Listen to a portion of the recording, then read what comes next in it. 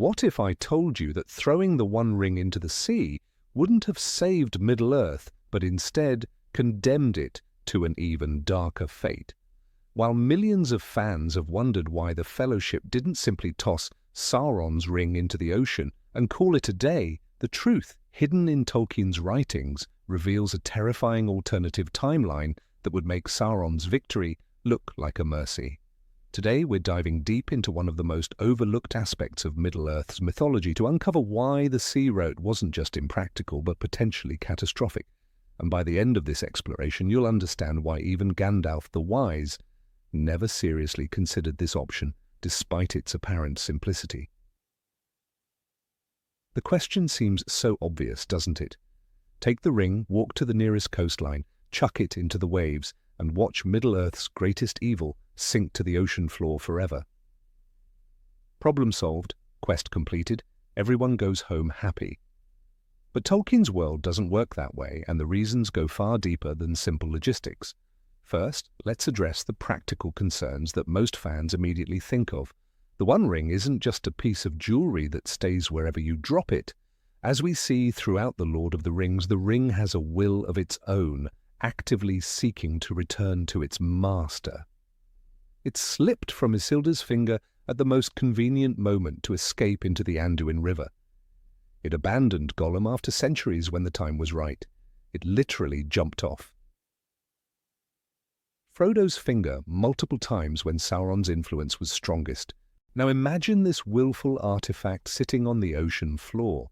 The ring wouldn't simply lie there dormant waiting for some unlikely fisherman to drag it up in a net.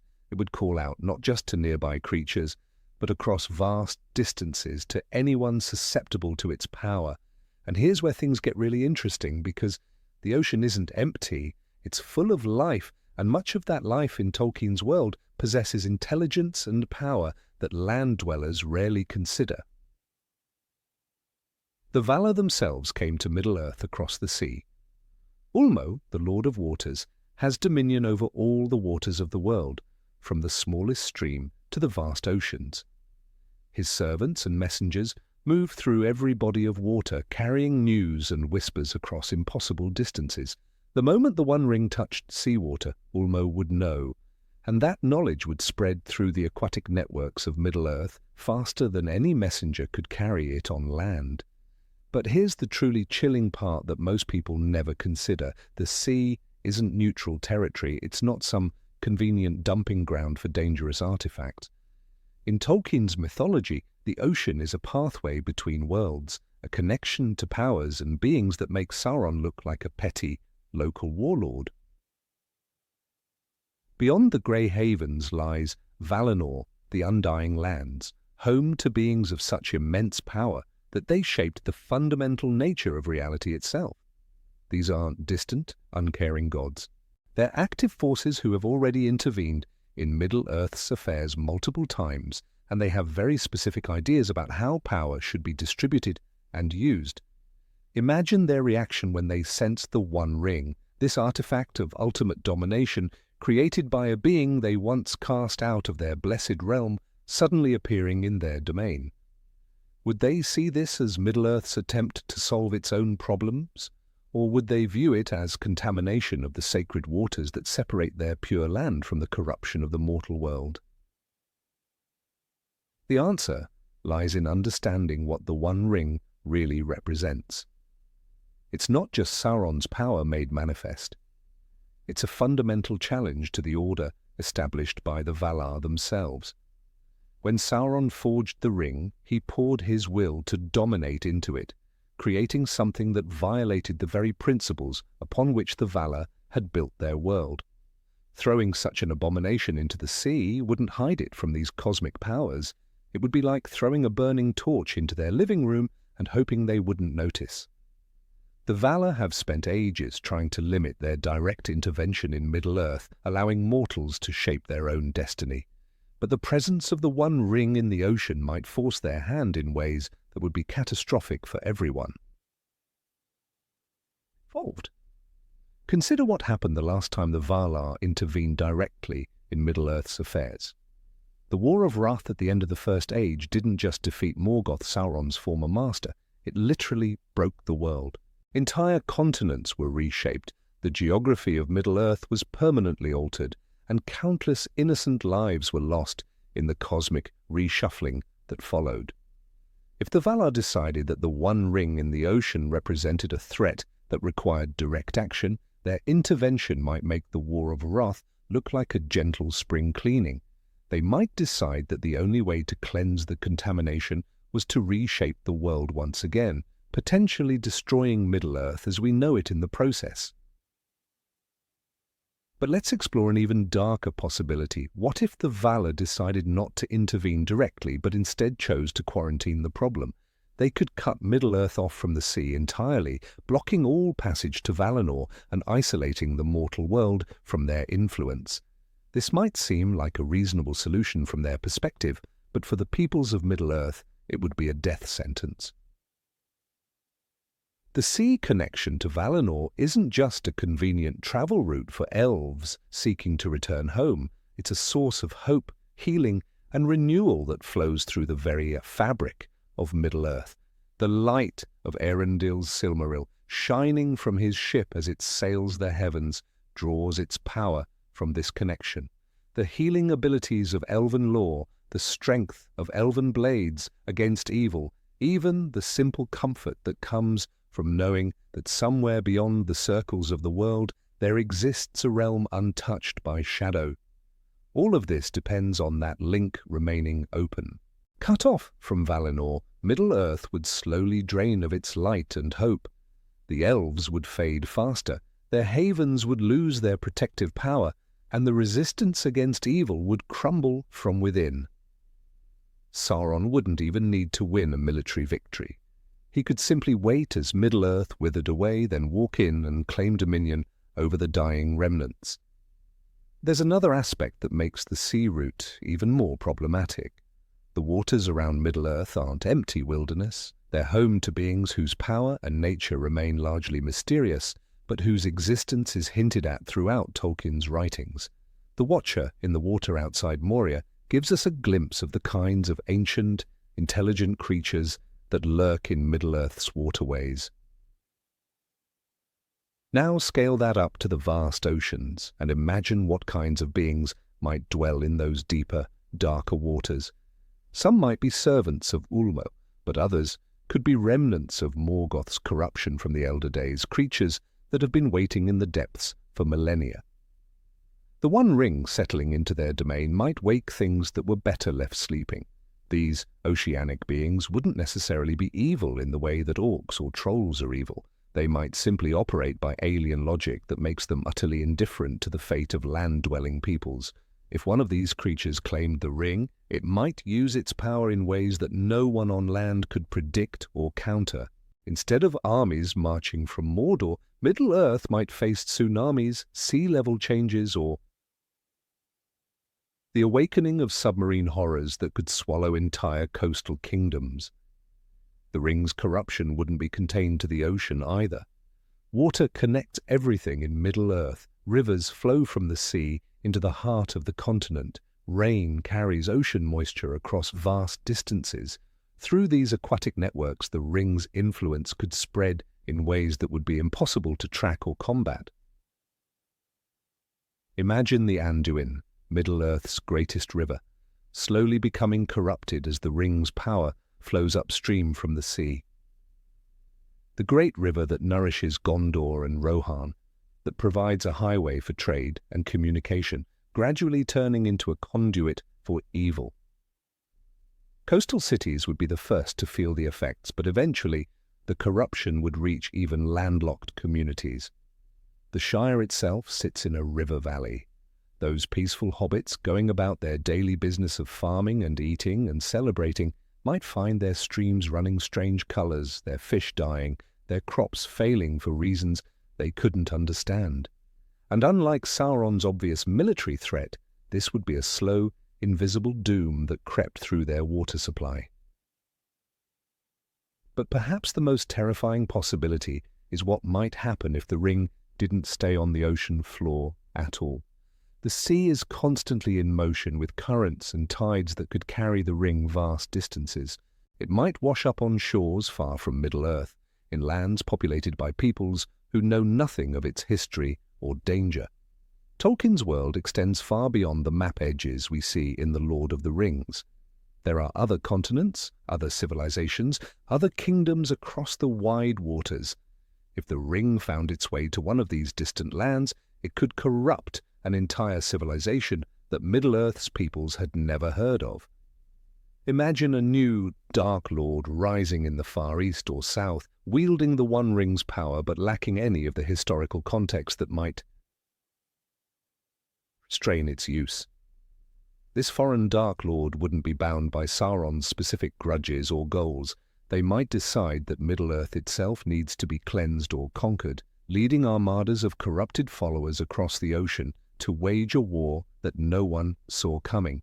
The free peoples of Middle-earth, having thought themselves safe after disposing of the ring, would find themselves facing an even more terrible enemy with no warning and no preparation. The timing factor makes this scenario even more plausible.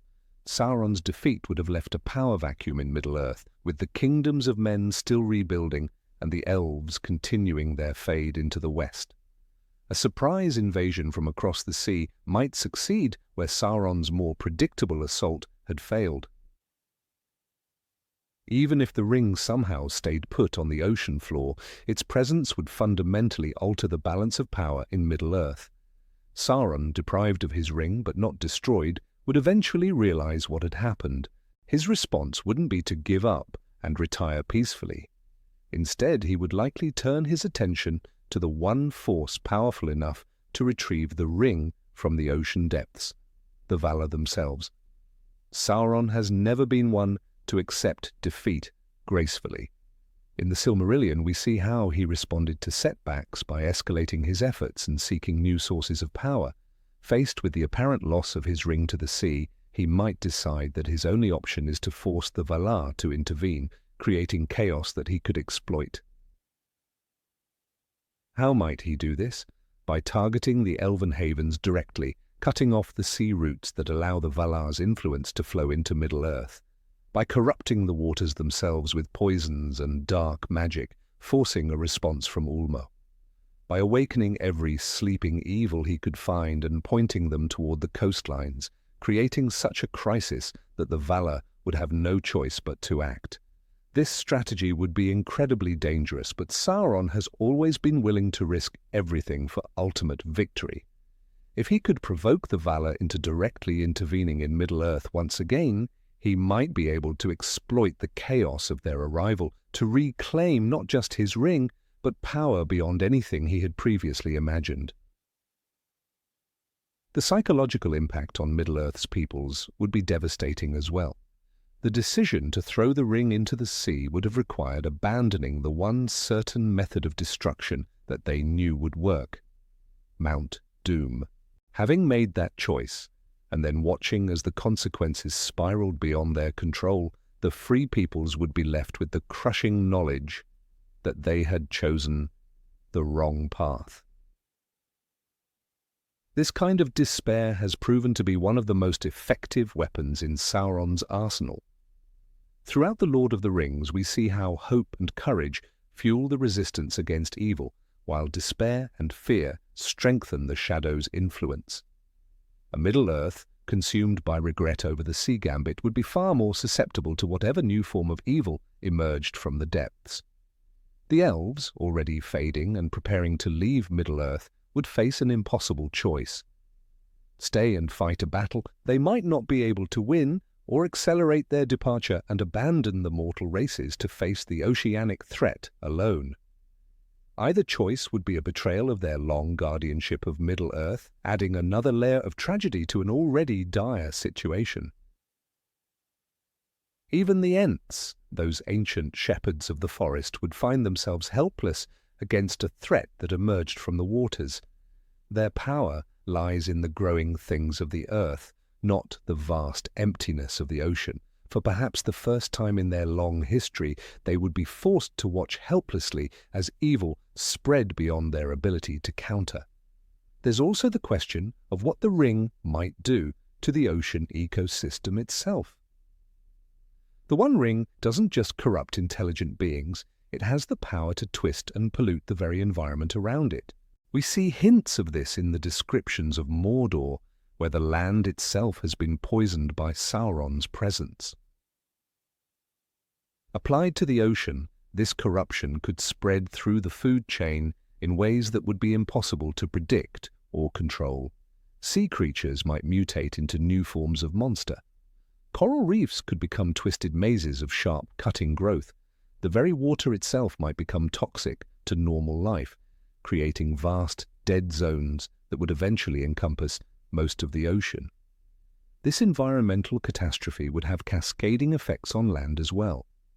Coastal communities depend on the sea for food, trade, and transportation.